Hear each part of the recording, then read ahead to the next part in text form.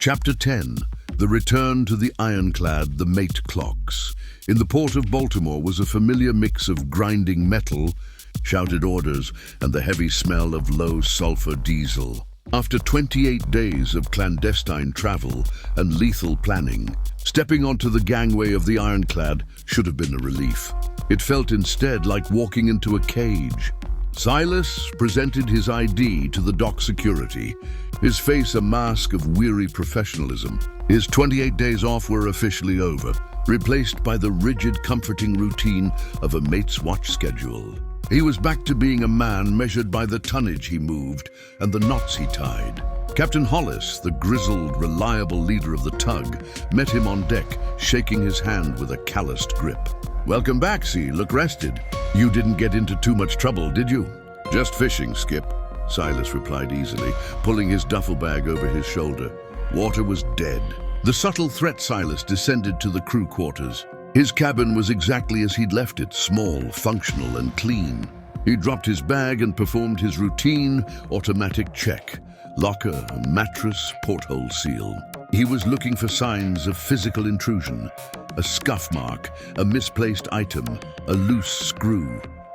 He found nothing overtly suspicious in the cabin itself, but his eye caught the detail in the head. The shower curtain was a standard issue, industrial vinyl, thick, white and weighted at the bottom. Silas remembered leaving it pushed neatly to the side of the track. Now it was pulled 3 inches too far across the rod, leaving a slight wrinkle in the vinyl that wasn't there before. A minute detail that any normal person would dismiss as the cleaning crew or a maintenance check. But Silas wasn't normal. He knew exactly how the tug's custodian folded that curtain.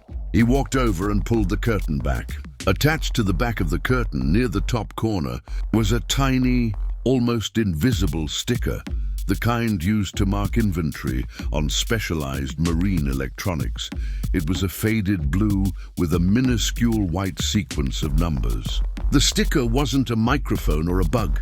It was a marker. It meant someone professional had been in his room, placed a non-standard reference point and then left, relying on the mate's exhaustion and the ship's perpetual noise to cover the intrusion. It was a clear, silent message. We were here, and we can be here again. The organization wasn't chasing him. They had simply breached his safe harbor while he was gone. The vulnerability Silas felt the cold, familiar grip of control tighten in his stomach. They hadn't installed bugs in the obvious places. They had simply entered and left a proof of concept. They now knew where his cabin was, its layout, and the best way to bypass the tug's minimal security. He immediately checked his old, battered toolbox, the one he'd left locked beneath his bunk, and which contained the disassembled parts of his first-generation maritime gear. The lock was untouched, and the contents were undisturbed. They weren't looking for his assassin gear. They were looking for his vulnerability, anything related to Ilara or the Air Force past. They had found nothing because he had nothing personal on the boat. But the violation itself was the message. Silas removed the sticker and flushed it down the toilet. He sat on his bunk, the subtle thrum of the engine beginning to vibrate through the hull. His 28 days of service had begun. But this time, the enemy was locked inside the vessel with him.